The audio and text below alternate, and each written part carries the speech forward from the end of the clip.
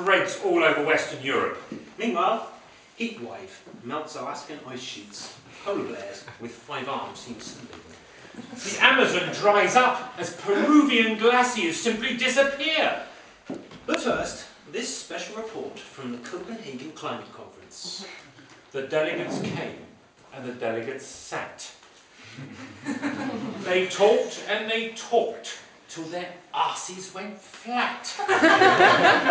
But then a clever one whispered to a fellow he knew, "We should do something quick.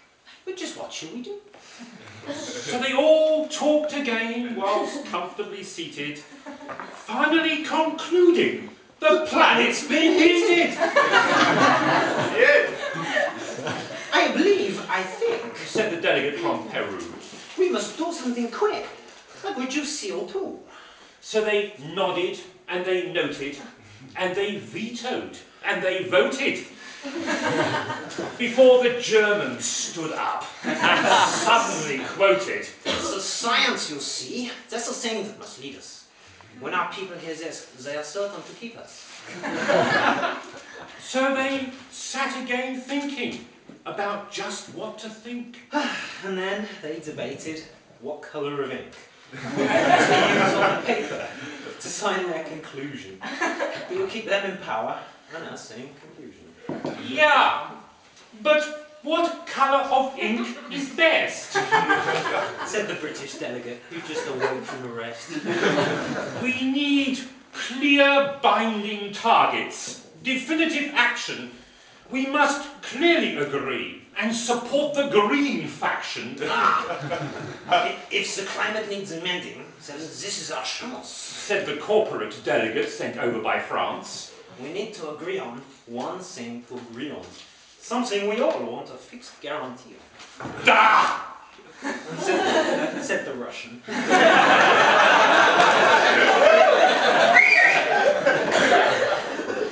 But we must value the carbon in rubles, not cents.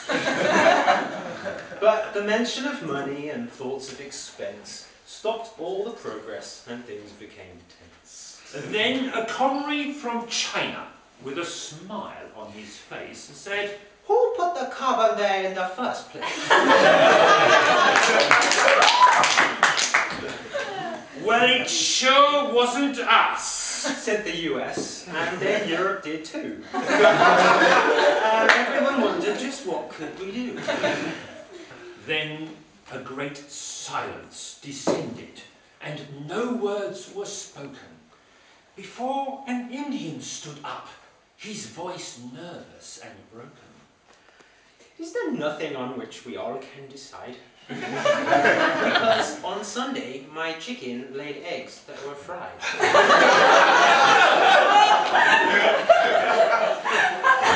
"Well, we all love a party," said the guy from Australia. And then the Great Hall was all shouting and mania. Because policemen had entered and were wearing protesters that they'd beaten to look like bloody Gap sweaters. And so, sick of inaction and tired of the waiting, bored with the delays and endless debating, the Green Party people who came there for a decision were now beaten senseless with ruthless precision.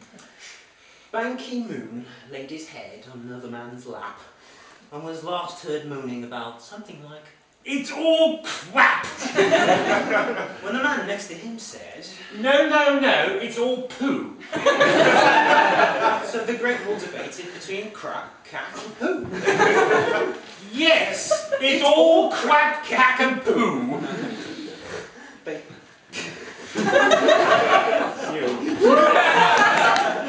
It's all crap, cap and poo for certain. They all soon agreed, so it was written and labelled as Document 3. The delegates had found the one thing they could sanction, and the saving of the planet was finally actioned. But they soon sat again thinking of trees in Brazil and the last ice glaciers as they retreated uphill. The thought of the poor people whose homes were in flood but less about the protesters who were covered in blood. They thought of the species so nearly extinct, and they thought that these things might be logically linked. We need a solution. We need action now, please. Said a lady who'd come from the sinking Maldives. And if we find something we all can agree on, then maybe Brazil might be left with a tree on. The others all nodded and noted as fact that the time was now not to talk, but to act. Then Obama arrived and said most rhetorical, Action is action, and not metaphorical. But the problem I have is that Congress will stop it. "Bugger!" Said Ban Ki. Then, "Sorry!" then, "Fuck it!" Then Gordon Brown said, I've got it. How does this strike you? It's much easier when the voters already dislike you. he suggested that Europe should be led from the front. And then the English newspapers called him Something very unpleasant. So, the delegates stared at the text with red lines as the hurricanes blew the cars around outside.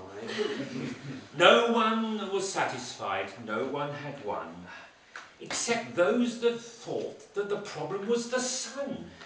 And they blew it, and wasted the greatest of chances. Instead, they all partied in diplomat dances. And they decided, with action, right there and right then, that the best way ahead was to meet up again. To decide on a future that's greener and greater. Not with action right now, But with something else later.